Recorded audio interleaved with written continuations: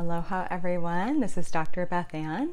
Welcome to October's edition of Your Heart Magic. The theme this month is intuition magic because October just feels like an awesome month where the veil's a little thinner and it can be easier to access our inner knowing and our intuitive abilities. Intuition really is about having an inner knowing. It's knowing, sensing, and feeling something that we can't see and we don't have evidence for, but we know it anyways.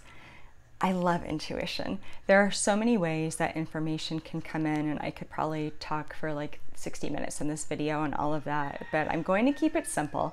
And I actually want to focus on the intuitive process instead and share 3 different ways that I believe the intuitive process happens inside of each of us. This is not an exhaustive list, but these were the top 3 that came to mind when I really thought about intuitive living and how do we live in a way that honors our intuition.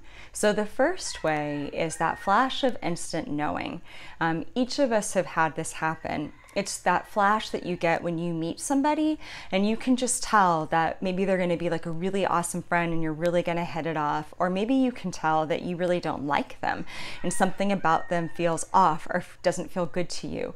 The instant flash is when you go to a bookstore or you're buying books online and you're just drawn to one and you feel like, I need to get this. And you might not even be able to explain why. But somehow you know, like, this one's for you. Going into a crystal shop, sometimes people will be like, I need this in my life. This rock feels really friendly to me. And you might not know anything about it, what its properties are, but you just know that there's something about that that you're drawn to. It's that instant knowing and that instant information of how we feel about something, and that's often followed with an action step, right? If somebody is going to be an instant friend and we can tell that, then the action step is to pursue the friendship. You know, if somebody feels off to us, then our action step is usually to be guarded around them and we adjust our course accordingly. So that instant knowing comes with the information of what it is and then kind of like what to do about it and what to do with it. So that's the easiest one. That's like the most friendly, intuitive way, because who doesn't love instant knowledge, you know, and instantly knowing something and having it make your life better, easier, more informed. The second way, I call this the slow rise. And this is when you know something on a really, really deep level. Maybe it's just a little seed. And it actually takes a while to rise to the surface in your consciousness and to rise to the surface of your life before it like slowly breaks out of the water and you can fully look at it in the light. So often what will happen is we will sense something.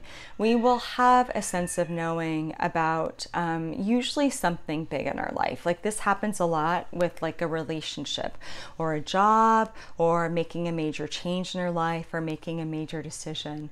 And if we sit with ourselves, we can feel a seed of what we think is going to happen and the direction that it's going to go.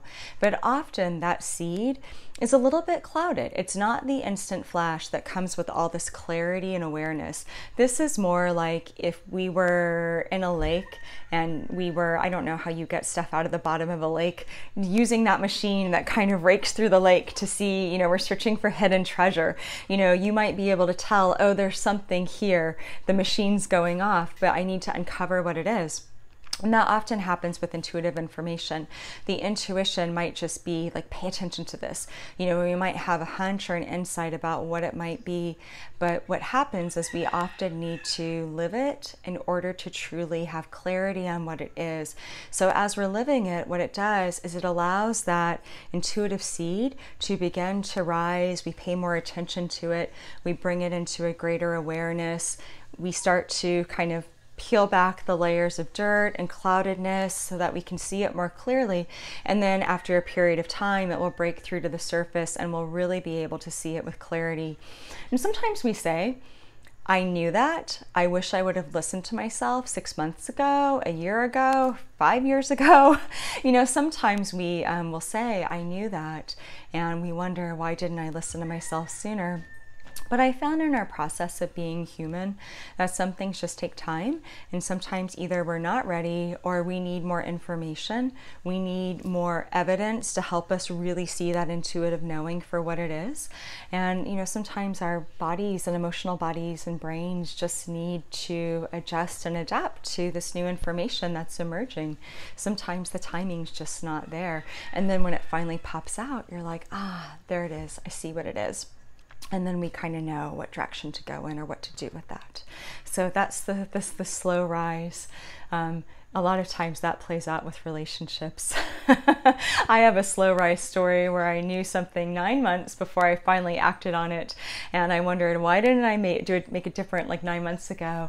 And when I really looked at it, I was like, well, I wasn't ready, and I needed to draw on more information to really see with clarity what I was trying to tell myself. So if that's you or you've been through that, don't beat yourself up. It's part of being human, and it's part of the intuitive process.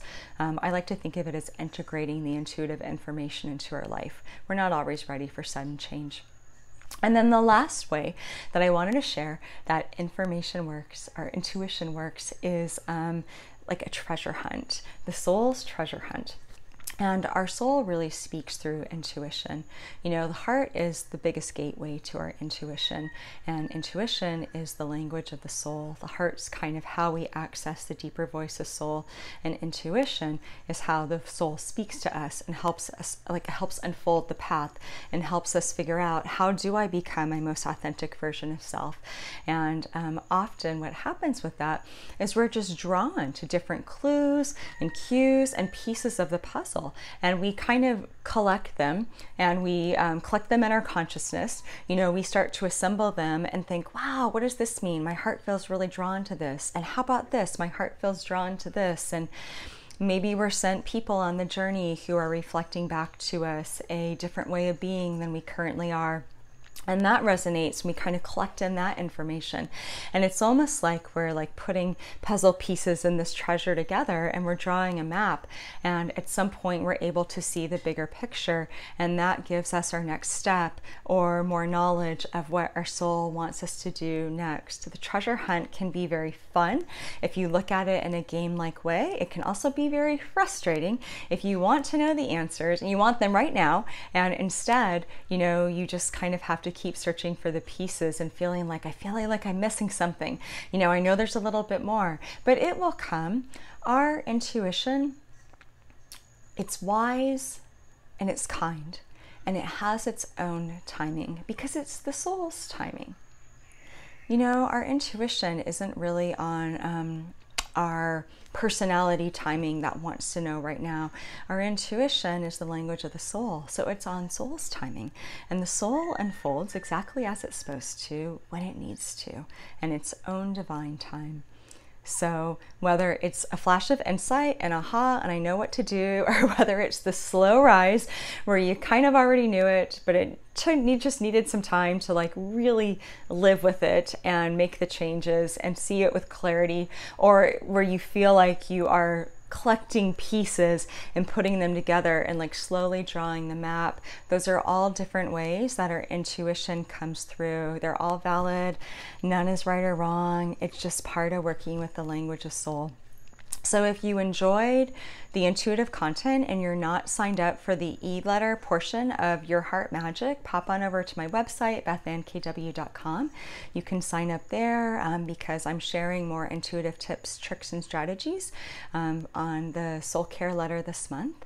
And thank you so much for joining me here, whether you subscribe to Your Heart Magic or whether you're just joining us via YouTube and subscribe there. I appreciate your presence and I don't know, your openness to being your most badass, amazing, intuitive, authentic, heart-based self. Like, go you! And thank you for sharing this space with me. All right, aloha and light.